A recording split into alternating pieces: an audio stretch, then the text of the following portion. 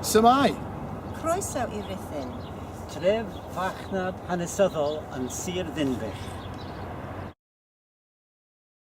Os oeddech chi'n wneud rhywbeth drwg yn Sir Ddinbych, roeddech chi'n dod i'r chachar yma ar stryd Clwyd yn Rhuthun. Ond peidiwch â phoeni, does na ddim cacha go iawn yma heddiw, dim ond hen gacha I chi gael dysgu'r hanes. Pan dach chi'n dod I weld y cacha heddiw, dach chi'n dysgu am fwyd y cacha orion.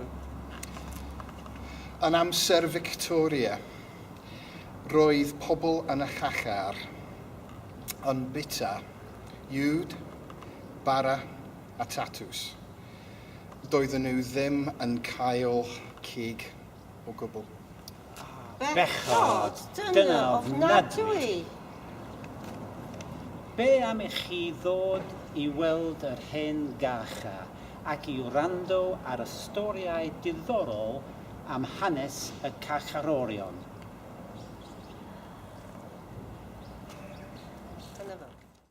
Dyma'r Middleton Arms hen dafarn yn Rhuthun. Mae na'r 11 tafarn yn Rhuthun heddiw. Ond ers talwm, roedd na dafarn I bod wythnos yn y flwyddyn. Meddyn nhw. Be am fynd I beint rwan? Neu gwyn?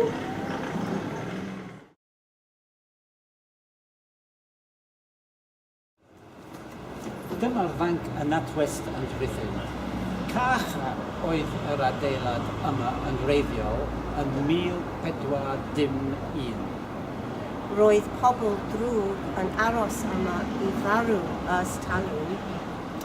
Ar ôl a chachar, roedd na llysbarn yma wedyn, o 1663 tan 1860. Dyma tŷ nad Clwyd y Dre yn Rhuthun. Mae na dŷ yma ys 1435. Y bobl olaf I fyw yma roedd Samuel Dyer Goff a wraig yn 1984. Naeth y cyngor brynu'r tŷ yn 1984 ac agor fo i'r cyhoedd yn 2007 ar ôl wneud llawer o waith. I mewn y tŷ, dach chi'n gallu weld llawer o hen ystafelloedd. Heddiw, dach chi'n medru ymweld y tŷ rhwng dydd Gwener a dydd Sul. Hanner awr wedi 10 yn y bore tan 5 o'r gloch yn y prynawn. Mis Ebrill, Medi. Cost tocyn I oedolyn ydy £3.90 ceiniog ac I blentyn £2.50 ceiniog. Be amdani? Croeso I Gastell Rhuthun. Mae yna gastell yn Rhuthun ers 1277.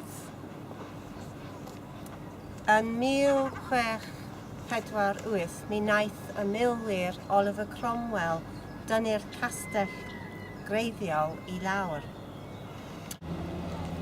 Yn 1826, mi wnaeth y teulu Cornwallis West y teulu Cornwallis West o ardal y Waun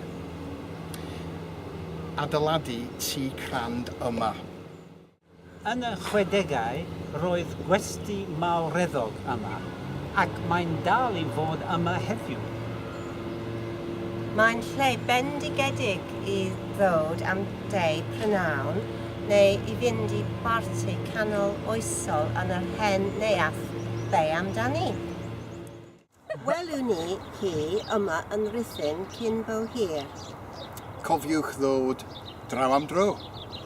Hwyl! Hwyl! Helo!